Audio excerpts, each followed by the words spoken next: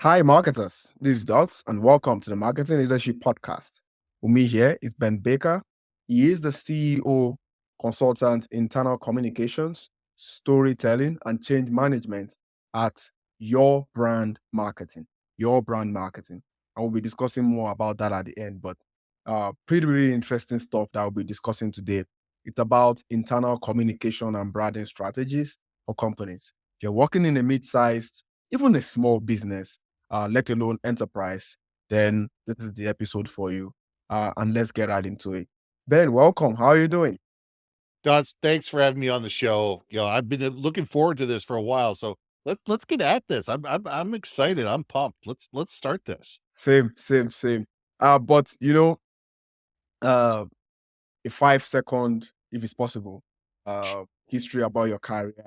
We would like our listeners or viewers to get a sense of who you are, what you do. You've been there, done that. Tell us about all that. All right. The Coles notes is I'm a retired, tech guy. 30 years ago, I got out of the tech support game. I was on the road and in the air 200 days a year, Oh, and got into direct mail about 30 years ago, which got me into branding, which got me into all sorts of different consulting work. We did a lot of stuff with brand, we did a lot of stuff with messaging, marketing, mission, vision, value. mm, And about 10 years ago, I got involved with communicating inside the company, having to bring the brand message and being able to drive change within organizations. So that's really the Coles Notes version. But what we do is we help large to enterprise level companies communicate more intelligently internally, be able to drive change, and be able to drive their companies forward. mm, interesting. So here's an interesting place I'd like to start. And if you're, here on this podcast, you may not be expecting this, but guess what? It's also part of why businesses thrive or don't. And that's, the impact of internal communications in improving the well-being of the employee. I know there are many other things. Chief of them is salaries, and bonuses, may I add as well. People Mhm. do a lot for bonuses these days. Um, but how do you, use that communication for brands that you work with are trying to say, want to create a great perception about our company, and we want to reduce overall team turnover or churn, as some people would say. We want to create this positive brand reputation inside, especially within industries where things are very competitive, right? People are jumping ship here and there, because of one thing or the other. Is that something you've got some experience with? And if you do, what are Just some a of little those bit. strategies? Yeah. Yeah, no, Yeah. we need that Just little, a little bit. we need, The first thing that companies need to realize is every time you lose an employee and have to replace them at a senior level, you're looking at least $100,000. yes. And it's not just the HR costs, it's the downtime. It's the projects that are missed, the projects that are, mishandled. It's the fact that they may turn around and they may take other employees with them. Customers may go with them. It could be, a quarter million dollar, it could be $1 million bill if Yeah. the wrong person leaves you. Yeah. So being able to communicate effectively and be able to let people know why they're valued, what the goals of the company are, what the mission, vision, values are, how their personal values align with the corporate values, how their personal goals align with the company goals, extends the life cycle of an employee. When people know, hey, listen, I'm coming into a company and there's room for me to grow. I'm going to learn things. I'm going to be able to test myself. I'm going to be able to expand. I'm going to be able to do different things. They're more willing to stay. When Mm, people feel stagnant, when they don't feel listened to, when they don't feel understood, they don't feel valued, they're going to go find somewhere that is. And all of a sudden, it stops being about anything else. And people say, well, I'm not making enough money. Well, it's rarely about the money. yeah. It's about how people feel that they're being treated within the organization and whether they feel that their voice actually matters. Yeah, that's right. I don't know if you've ever worked in a place whereby they are not paying you so well, but you just love the culture. Maybe at some point you had to go, but you're like, man, if you guys could have just done a little bit, added a little bit of a top up to that salary there, Mhm. given the inflation. But great culture. Would brands rather have that problem than have big salaries and bad culture? Again, it's up to you that is listening or watching here. But I think just summarizing your feedback there, Brent, is first making sure that that is very important. It has gone beyond the wash of, being listed as a best place to work. I personally don't count that too much, because people sometimes, I would argue, might buy their way into that. So being able to do that for real, and looking at whatever people say about the brand, not just on review sites, but in the pub, in the bar, at home, is really what helps. And that translates into something else that I'm about to say. So let's say brands are here and they've resolved this issue of, communicating better to reduce churn. Now they want to communicate in a way whereby every employee is customer centric. Like, they've got that Right. mindset about the customer. That mindset is helping the brand as well to grow.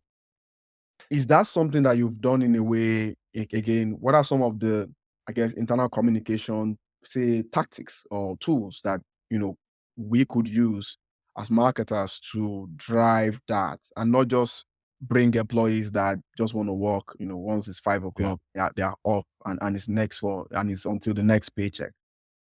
Well, let's just start by the saying that I have, and it says, your brand is only as valuable as your unhappiest employee on their worst day. They Mhm. are your customer service. They are your customer culture. If you don't have culture, you have cancer. And that cancer not only kills from the inside, but it also creates havoc on the outside of your brand. Now, how do you create a great culture? Great cultures are built over time, over deliberately, through better communication. And it can't just be lip service. It just can't Yeah, be words on a page. It yeah, can't be mission, vision, and value written in 200-point font on a wall somewhere. It has to be lived. Decisions need to be made throughout the organization, and how it acts and how it reacts mhm, needs to be aligned with the mission, vision, value. Here's a perfect example. sure. Um, After 9/11, Southwest Airlines, everybody knows, they tend to do goofy things during the takeoff and the landing. Yeah, The crew has fun. The yeah, crew has fun. yeah. And one of their major customers, someone who flows with them hundreds of thousands, if not millions of miles, sent a letter to the CEO, said, "Listen, I'm uncomfortable with the fact, post 9/11, with everything it is, that I don't think that your staff is taking safety seriously enough. Seriously, And if yeah, they don't stop, I'm going to stop flying." yeah. A letter went back to that person that said, "We will miss you. Um, We will miss you," because they realized that that was part of the culture. That is who they are. Absolutely, they took security seriously. yeah, Absolutely, yeah, in a crisis, these people would be professional and they would have acted the way it is.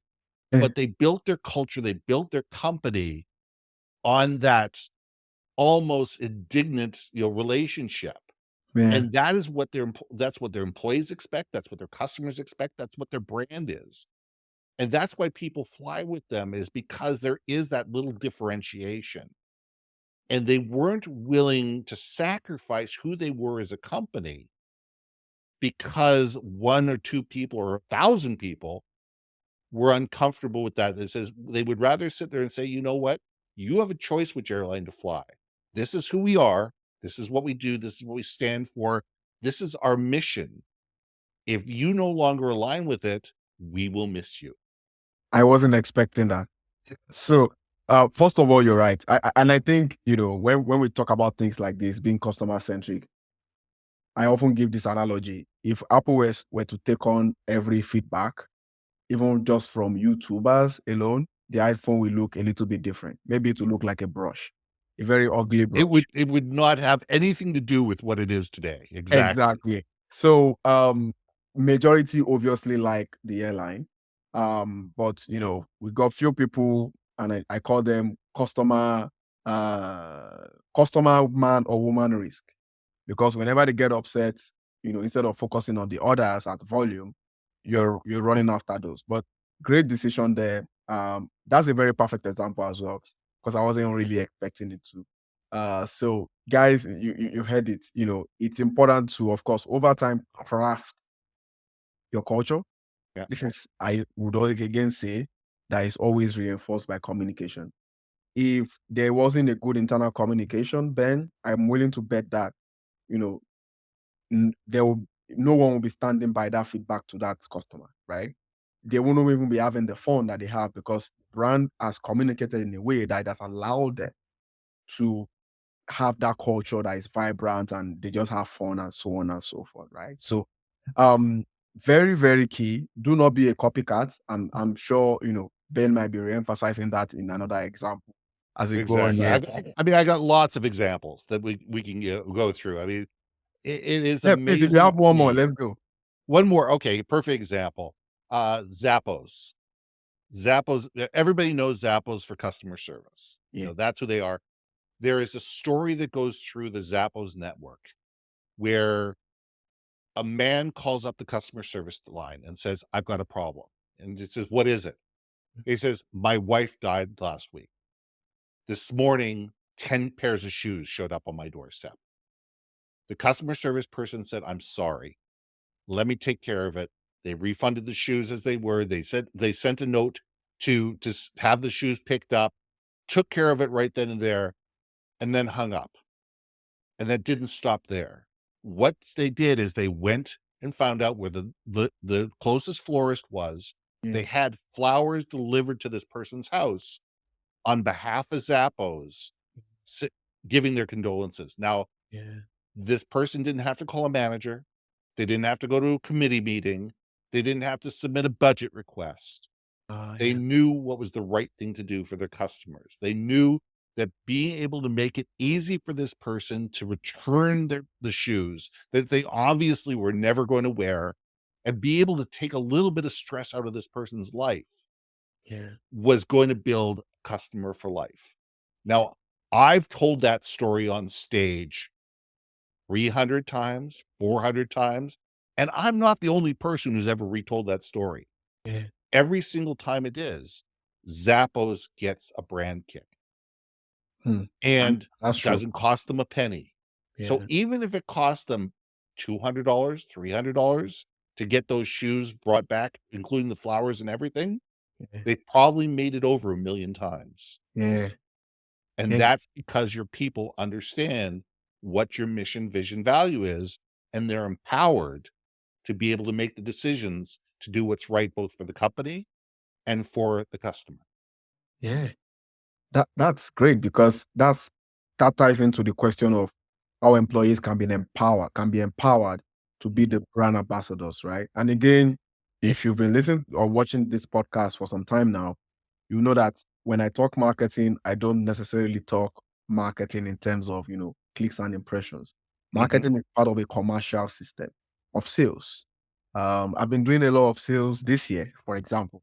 I had my first SDR training 4 years ago, but I've been a marketer for 14 years. So sales is important and service is important and all these other great things are important as well. So that's I like what you said in terms of, first of all, it doesn't take a lot to go above and beyond, especially in the service space whereby everything is so commoditized these days.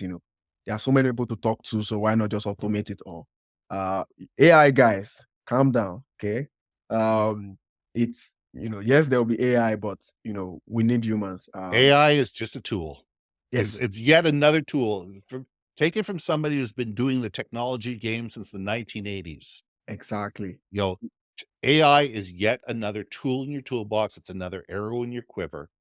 But if you rely on it, if it becomes a crutch, it becomes an excuse, and it's going to hurt you just as much as it helps you. Use it as it's intended. Use it as a prompt system. Use it as an idea generator. Yeah, Use it as something that actually enables you to be better at what you do, but don't use it in the place of being human. yeah, yeah. Makes sense. Makes sense. And I'll ride on this, to my next question.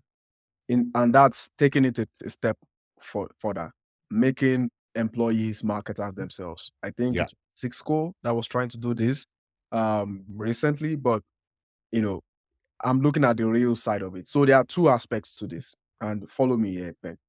The first aspect is how can we even use internal communications to foster enough brand engagement with the audience? I'm sorry, with the employees, so that they themselves now become the advocates of the Yes, brand. Of course, I would say if you were working for a brand that you cannot advocate for, then maybe it's time to find another job. So that's one exactly. one point there. The other point is what happened, out of this 14 years, I did 6 years in the financial services, and Mhm. I did three in the bank. Banks would plug every staff member with targets. Yes. You need to get this, you need to get that. Now they are helping them to get revenue, but that's a very forceful way to do it. So I'm not working because I enjoy the work, because I have passion for it. I'm working because if I don't get a savings account target or whatever it is, I'm fired. So how do we get that balance of making every employee a marketer, and they're just marketing with no string attached per se, it's just because they love the brand. And how can internal communications help to foster that? The one thing that we do that always helps is we create internal, private, and secure podcasts for large organizations. So these are podcasts that are behind closed doors, that are employee only, and tell the story of the organization from the organization. Mhm. And it enables you to understand what's going on across departments, across different levels, across different divisions, and hear what's coming up and why it's happening and how it enables the organization to be better. The one thing most organizations do poorly is they don't provide the why. They don't sit there and say, we're going here. This is what we want to achieve when we do it. This is what we'll be able to do when we achieve it that we can't do today. And by the way, if we don't achieve it, here's the challenges that we're going to face moving forward. Mhm. And when people understand not only what needs to happen, but why it needs to happen, how it affects them, and how it's going to make their life better, they get on board very quickly. Hmm. When people are just said, here's your target, like it, love it, lump it, you know, people do one of two things. Usually they do the very bare minimum in order to get to done what they need to get done and not to get fired. Or they sit there and say, forget it, I don't want this, and I go and find another job somewhere else. So, but when you sit there and say, look, because of these different targets, we put these in targets in place because we're looking to do this. And this is going to benefit the company this way, which is going to benefit you. And Audience. this is going to enable us to do that. Then all of a sudden people are inspired and people understand, the mechanics of what's going on. They see they see the stuffing being made.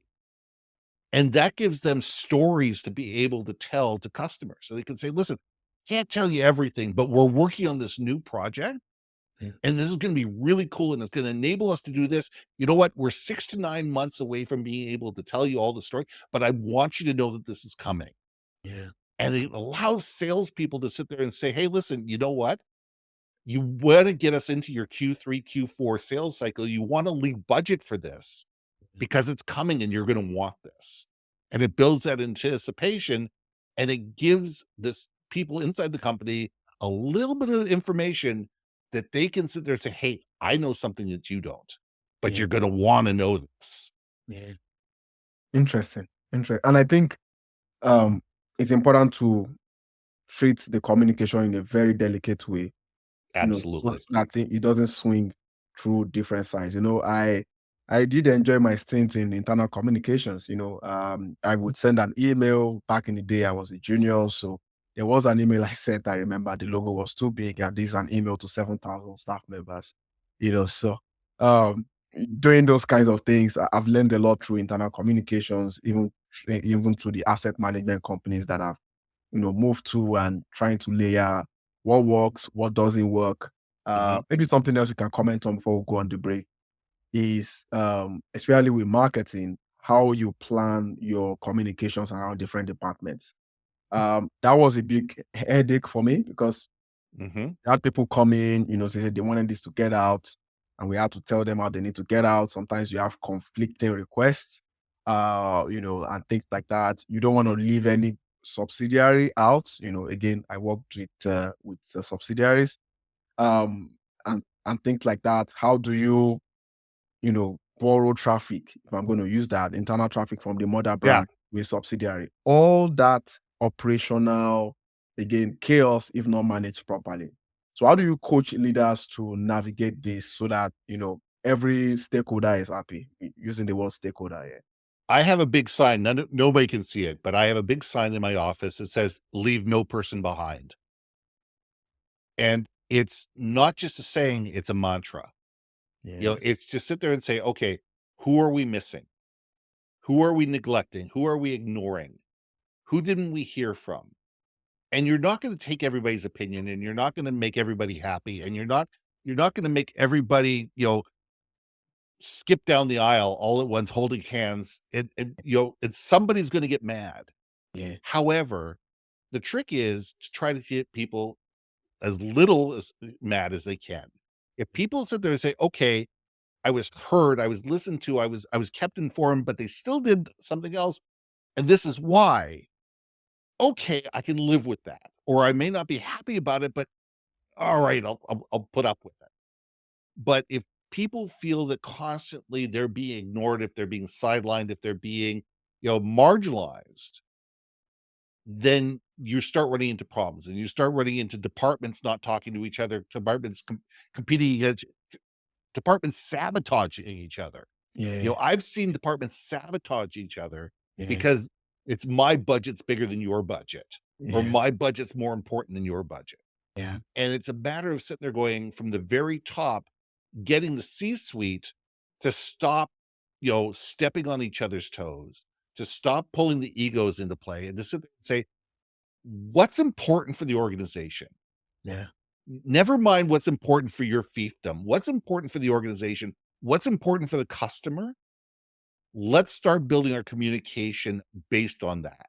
Yeah. Based on, listen, this is how we bring all the departments together to be focused on the customer, to be focused on this change management project, to be focused on this new product development, whatever it is, and be able to sit there and say, how do we make sure that the left hand talks to the right hand? Yeah. And the more you can be conscious about it, the better chance you can have of achieving it. Is there a perfect way of doing it? No. Is there one way of doing it? No. Yeah. It's what works within your organization. Yeah. But it Man, starts with a lot of talking and a lot of listening. a lot of talking, a lot of listening, a lot of stakeholder management. Mhm. There's an African proverb that says, "When two elephants fight, the grass suffers." And you know why I was I smiling? There's love that. I love that. I've got a lot of invisible scars. That's I that's used I you know used to what? I've gotta borrow that because that's a beautiful saying, and oh yeah, it's it when gets right to the point. when two elephants fight the guy. Yeah, I was very junior at the time, but I was heading internal communications. So you get those sabotaging and all that, and even your own direct bosses say, I trust you, go figure it out. I'm like, Yeah. what? You can't talk to them? It's that should be the title of this podcast, "When Two Elephants Fight, the Grass Suffers." I think that's the title of this podcast. You just reigniting a lot of those memories. But you know what, guys, it's all very, very important to do.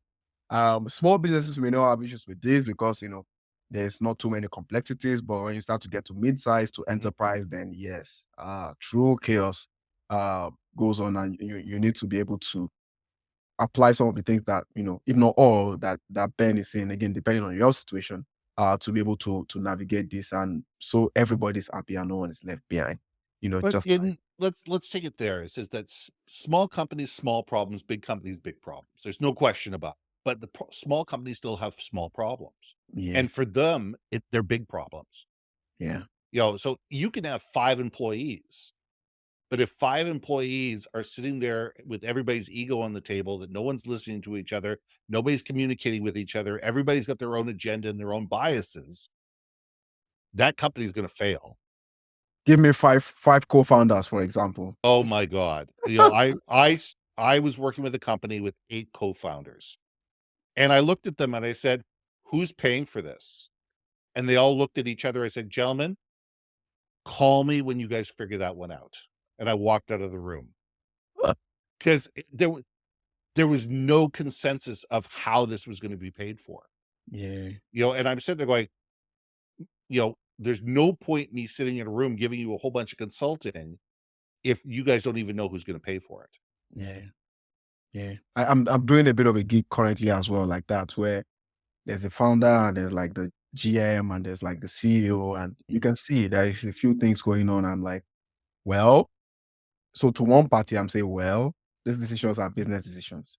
All I do is do PPC for you guys, PPC strategy. So you go in there, figure it out, and then come back to me when you're ready. Well, yeah, you're right. Even for small businesses, it's real. It's real. So I would not leave any business out. If No. you're listening or watching and you're about to get out of this episode because you're a small business, please don't. It also applies to you. So, and also please subscribe, please share. Sharing is my most important request. We do a lot, to discuss. I mean, who really discuss this internal communications these days? If I've been honest, Ben, like everybody's talking about acquisition, how we can get more customers from outside. Nobody's talking about what to fix inside. And that's what we do on this podcast. We look at unique perspectives on marketing strategies in general. So But the problem yeah, is that everybody's out there looking for new clients and they're negating their old clients. And they're sitting there going, "We want bigger, newer clients," but they're sitting there going, "Okay, your current clients are paying you a good amount of money, and they're your best form of champions. They're the ones who are gonna refer, but you're ignoring them." And this goes with internal clients and external clients. yeah, I mean, your Be able employees for can looking for patronize your the new products. shiny No. object, and we gotta stop chasing the new shiny object, and we have to concentrate on the people who brought us to the table. Yep, yep. Employees can also be clients too. So, again, it depends on how loyal you built your brand. So, Mhm. I mean, sometimes even if you move on from a company, you're still using their products. They are just that good. So that's really where you want to get to as a brand. I have one more question for you, but Sure. again, enjoying this, loving all the spin-offs too as well. Go on a quick commercial break, and then it will be the dots rapid fire. You seem to be well equipped with your fire hose, so I'm sure you'll be fine. We'll be right back, guys. Don't go anywhere. I'm saving the best question for the last.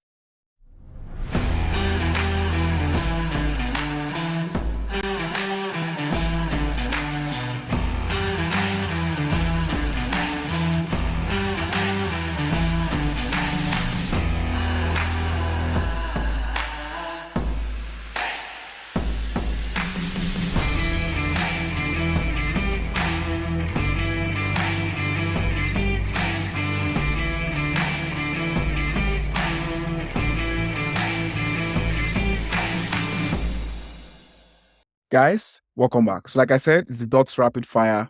Ben is now a witness in the marketing court of law. He's going to answer 3 questions and say the truth and nothing but the truth. Are you ready, sir? I'm ready. I got the flak jacket on. I'm ready to go. Good. Okay, first one. What is your favorite marketing metric apart from sales or revenue? Now that's curious because my favorite is money in my pocket after the end of the day. I mean, quite honestly, that's the only metric that matters to me. It Mm, it co it comes down to, for most companies, did you do better this year than you did last year? Did look at the net dollars. That's net, what I look at. I look at net dollars. net dollars and CAGR, cumulative average growth rate. Yeah, I did a bit of financial modeling. Makes sense. Okay. Okay. Second question. How long do you use social media every day for work? You know what? I'm on social media probably about 2 hours a day. Makes sense. Very exact, eh? That's the second most popular time. The other one is 1 hour. Um, I think those people lie. yeah, because sometimes it's like 1 hour, 20 minutes or 1 hour, Yeah. 40 minutes. So yeah, you're right about that. I fall into that category actually. It's not exactly two, but it's very close. It's somewhere between 2 and 12, okay? It's somewhere in that range, yes. Exactly. Okay, the third question. I mean, you said you had a favorite, I don't know if it's life quote or business quote, but it's time for a marketing quote. Is that still the quote that you like, or you've got another marketing quote that you love? Oh, there's lots of marketing quotes out there. Probably it says George Bernard Shaw. It says, and I'm trying to remember the exact wording of it. It's Oh, on feel the free to homepage of my paraphrase. on the homepage of my website, but it Uh, basically breaks down to is the fallacy of communication is the fact that it's actually exists, that it's actually happened. It's yeah. the exact photo is if you go to my website, it's right there on the homepage. But It's we don't communicate I've seen effectively. it. The single biggest problem with communication is the illusion that it has taken place. George Bernard Shaw. Exactly. And that happens in life as well, especially if you are married. You know that. So you need to communicate through the with the true definition of communication. There needs to be a feedback loop, as it were, as they say. So and that If we're not might listened to, we haven't communicated. and in the worst case scenario, because some people might say, what if I don't get a great response? Or what if I'm about to give a response that is not great? It still has to be communicated. Again, if you're listening or watching, remember the example Ben gave with the airline. They did not ignore the email. They communicated back and say, oh, miss you. So even if it's not a great feedback, that still needs to happen because again, communication needs to happen. So I uh, agree. that's me trying to connect the dots there. All right, last question. Um, Something else that I had a lot of experience with in the client side. So my career right now is split half and half, agency side, client or brand side. Mhm. And one of it is in the um, digital transformation. Right. So the department often sends me to be in that event, in those meetings or stakeholder projects as like the marketing phase. So I'm seeing whatever change needs to be done, like maybe an ERP or something like that, so that way I'm able to craft how I can better communicate that to people because Mhm. change management is an issue. I've been Yeah. using this tool for 10 years. Why do you want me to change this time? And I can imagine that happening today in the age of AI. People are pivoting into other kinds of tools. So it's very difficult. It can be very nasty sometimes. Is that something that you've, facilitated as well? Organizational change, digital transformation, um, It's a pocket I live in on a daily basis. yeah, so tell It me about truly it, like, it's how where does I that live in a work? daily basis is in change management. To me, it's the communication that goes along with change management. Change management professionals are focused on process. They're focused on process and procedure. They miss the people part of it. They Mm, need somebody who can sit there and work with them side by side to talk through the people side of it because people are unpredictable. We are an unpredictable beast. We all have our hopes, wants, needs, fears, and desires, yeah, and mine are different from yours or different from somebody else's. yeah. And how I perceive something is different from how you perceive it. And until you can align people with a common goal and a common set of values and a common why, it doesn't matter how hard you push change. 70% of change management initiatives will fail. You're so exact right there. 70%. I see. I see. Wow. So when you do better, you basically increase the success rate, whatever that success rate means. Exactly. Yeah. So, Ben, I know we could go on and on about this, especially because it's been a while that I've tested internal communications.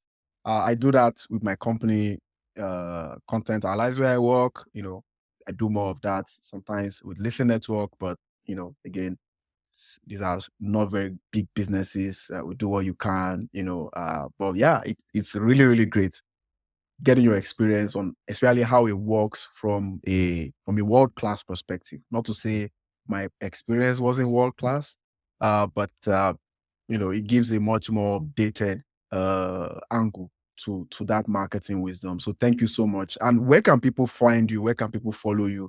Especially internal communications specialists that might be on this pod. Yeah, everything is through my website, and it is, as Lindsay's bringing up the site, it's yourbrandmarketing.com.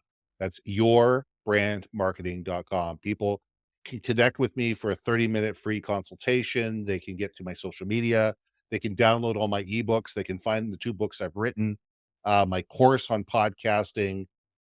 Everything is sitting there all in one location. So I try to make it easy. It's yourbrandmarketing.com. Come and find me. If I can add value, I'm always happy to have a 30-minute conversation for free. Yeah, absolutely. Guys, this is how we do it on the podcast. If you want to find more, just go to my website, dotslovesmarketing.com. And don't forget to subscribe to the Marketing Leadership Podcast on Apple, Spotify, and YouTube.